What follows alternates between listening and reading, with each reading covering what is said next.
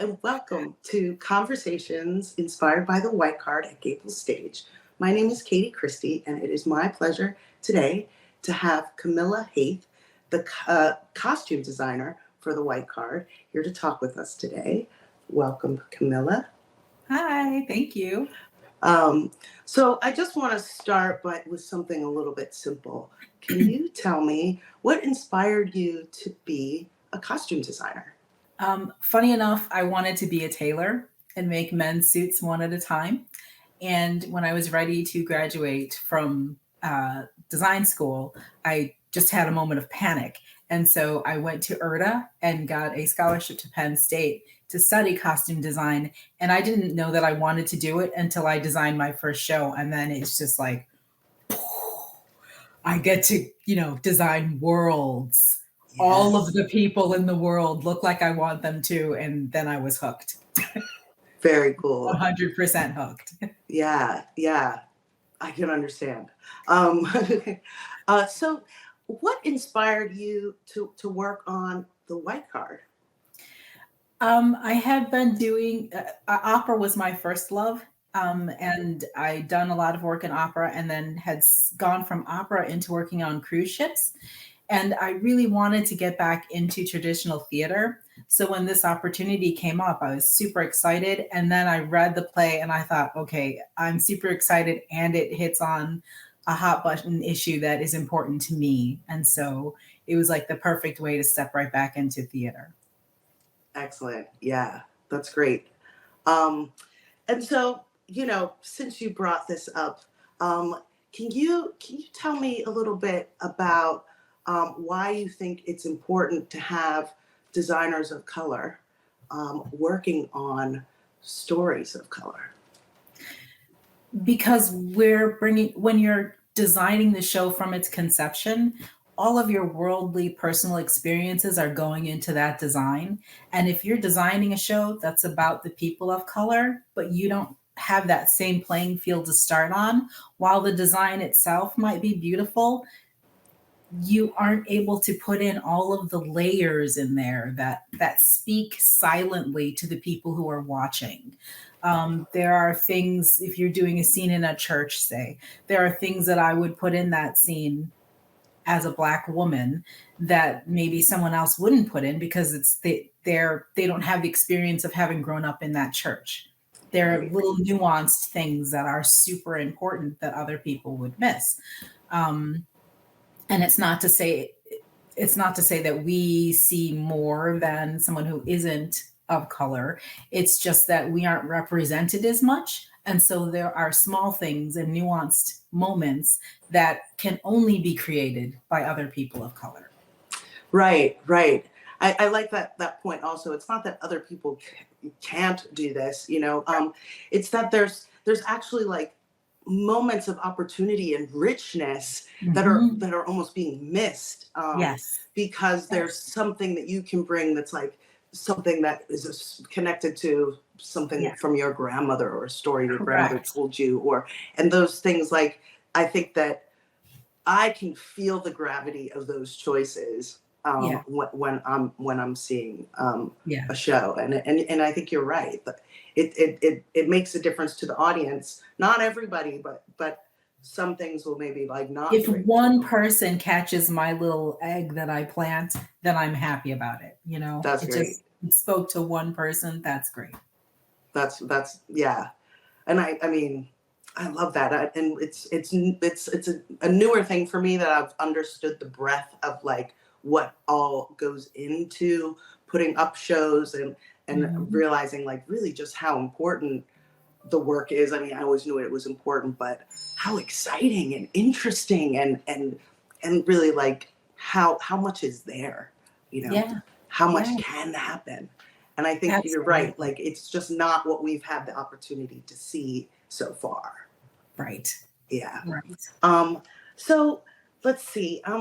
Let's just talk a little bit about like if you are working in a theater or a theater environment, what would you hope a theater would have in place to support you if like a incident involved racism or something where you felt like you had been, violated or oppressed? An open heart and the Mm, ability to listen. Often it's such a hard conversation to have, and as soon as the word race is, it's like invoking evil. It's horrible to bring into a conversation. So the first thing that has to happen is the ability to step back and just listen. What is the issue? What is this person really telling me? It's not personal. It's not an attack on you. They're just stating that there is an issue. This is the issue. Um, and it's hard for both parties to stay calm and rational. But that's the most important thing. If both parties can be calm, both parties can discuss, and the person representing the theater can truly listen, even if they can't respond at that moment. Listen, take it home, digest it, and do not respond until you can respond in a way that's appropriate to the situation and mm, take yourself out of it. Because 9 times out of 10, you are personally, the person representing the theater, is not being accused, is not being attacked. It's a situation you can remedy if you take yourself out of the equation. yeah, yeah. And I love, like, thank you for lifting that sort of like take time, right? Yeah. It's You best don't to, always have to answer at that moment. yes, yeah, You really don't. If you just say, "Well, can I think about this and come back to you with a solution or some suggestions?" That's a positive step. That's a right, step in the right direction. For heaven's sake, never dismiss it. Even if right. it sounds like it's off the wall and crazy to you as the person in the theater, never dismiss it, because I promise it's not crazy to the person speaking. And that it took a lot of courage for that person to step forward and tell you that there's an issue. Absolutely. Right. Yeah. Um, yeah, I think that, you know, I wonder what would you hope, um, a theater, like, what would you be looking at if you could pick and choose, the ideal theater situation? What would you hope would be in place, um, before you decided to work there in supporting you as a Black woman? As a costume designer, I would sincerely hope that there is, from the skin out, from the makeup out, from the hair out, an established department that understands that people of color are different colors. Um, just my pet peeve is the inability to understand that nude is a range of colors, not a single color. That it is, from the aspect of makeup, that is very difficult for most people to match their skin tone. And so someone needs to be prepared for that. And that hair is really, really important. That you must have people doing hair that have experience with African American hair, with hair that is biracial hair that is mixed through different cultures. Just because the person appears brown doesn't mean that their hair isn't maybe brown. Maybe their parents are both American and Japanese. You don't know what the racial mix is, and so people need to have experience with a multitude of hair types to work in theater with BIPOC people. Just Yes. Oh, thank you for bringing up those points, because I think that so many, I mean, hair is something that is really personal and emotional for people often, yes, and I yes. think that I have heard, like, train wreck after train wreck of theaters, not only botching expectations of what the hair can do, but then Yes, not having people in place that even know what to do. And then who wants right. to be an actor, preparing to be on stage, who doesn't feel like they're, comfortable Right. in their own skin. You have to be comfortable from the skin out. Right. And that just knowing what can be done is super important. So when you're budgeting, it goes all the way back to just picking the productions and making the budget. Right. If you don't know that there has to be a budget line for this, then you're going to be in trouble later when it's time to get that production going. So someone needs to be there in every theater that can say, wait, you don't have a budget line for this thing, and it's super important. Yeah. Oh my gosh. And that's, thank you for bringing that up also. Like, right. Your budget reflects your culture. So Yes. if you haven't thought about spending the money to make your shows actually richer and more authentic, Right. then I don't, then you can't expect it to just magically happen. Or the other thing that happens is that it's expected to magically happen on the shoulders of like the one person they did hire, you know, Exactly. um, Exactly. which is also not okay.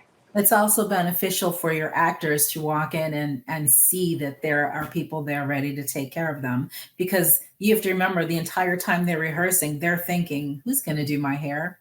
What's this? How's this going to play out? When do I bring this up? And if Right. they know that those people exist already, then they can relax into what they have to do. That's so right. Right. Yes. It's a part of the total experience that everybody Mhm. is having. Um, Yes. yeah. So have you seen what kinds of positive changes have you seen for costume designers as like the nation's theaters are working to become more equitable and inclusive? I see that there are more productions opening that center around BIPOC people, and that's wonderful. But I don't necessarily see that there are more Black designers being hired for those productions. So while it's great that these productions are happening and it's exciting, I would like to see um, more of them opening at a grassroots level and more designers of color being hired to work on them. It's great that you're putting the brown people on the stage, but there are tons of us that work backstage as well. You go on a film set, we're the not that many of us back there. You go behind stage at theater, not that many of us back there. And Right. there are just as many of us in the field as there are of other races. And so I feel like if you're doing a production that's based on BIPOC people, then you need to consider that when you're not just casting it, but when you're hiring your crew, when you're hiring your design team. You have to think of it from conception. Also, because, like I said, um, that design team, if they're all people of color, are going to come up with something that's far more meaningful to those people who are then performing it, so that the people who are then watching it get a true representation of culture. Right. Right. And that's what I'm excited about, although we haven't quite seen enough of that, right?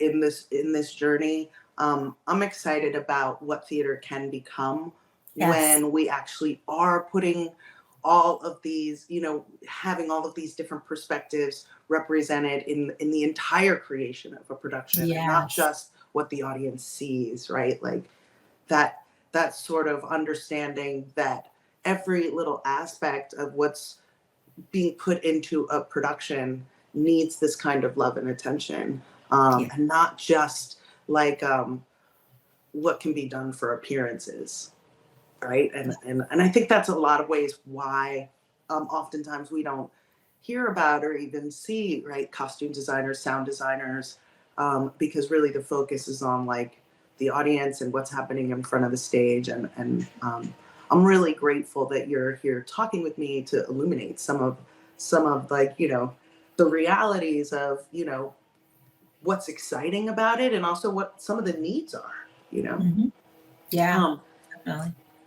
so our last question, Mhm. shifting back to the white card. um what do you hope that audiences will get from seeing this play? I hope they learn to listen. I hope that they learn to listen to themselves and to the other person that's talking. Um, when you're in a conversation, listening skills are better, but you need to listen to your own actions as well. When you make a decision to do something, why are you doing it? Are you investing in an artist because you love that art, or are you investing in that person? When you're making that purchase, really, really, why are you doing it? What are you doing it for? Are you supporting it? I would hope that when people are making a purchase that or investing in art, it's because they truly love that medium, that they truly love the work they're looking at, and not because it was done by someone who is brown or someone who is Asian or someone who is white. I The art has to come first, and then your reasons for procuring it or for and investing in it, just think to yourself, like as an audience member, and you can translate to your whole life. When you're interacting with people, think about your own actions and then listen to your own words. Listen to your own words as Yes. well as the words of the others. Yes. I love that. I think that you're so right. Like that deep listening and listening of ourselves, and what can we, admittedly correct in our own language, Mhm. in our own understandings of things. And I think that yeah, that this is a really great point that you bring up, and I also hope that this is what people take away from the play is that they're really thinking, like, in total about not just what they're saying and their actions, right? Like, I Mhm. feel like a lot of people do things in this sort of transactional space, like, oh, this will be cool because this is what everybody's talking about, this artist, Yep. everybody's talking about this, and right? Like, no, let's actually, like, why is it important to me? What are Right. my reasons? Let me go really in myself and think about this and understand, because then it can't be in question, I think Right. is what you're saying. And nobody can be like, well, you did this for this reason or that reason. No, if you understand why you're doing something, really think about it. Right. If you're joining a movement, don't do it because it's popular. Don't do it because your friends are doing it. Do it because it really has meaning to you. Right. Um, don't get on a soapbox unless you've really thought about what you're saying. Yeah. And how are those words going to land? How are they going to affect the people that hear them? And how are they going to affect you for having said them? Yes. Thank you. Thank you so much. I mean, I feel like I would love to just keep talking with you, and I'm excited because I do get to have the opportunity to continue working with you through this run. But I thank you so much for, like, so many really insightful and wise words, as we Yeah. all go through this journey together of, like, an more equitable and inclusive theater for everyone. And thank you for all that you put into the white card. Yeah, And thank you. yeah, Thank you just for really having me. excited. Thank you so much for being here today. Thank you.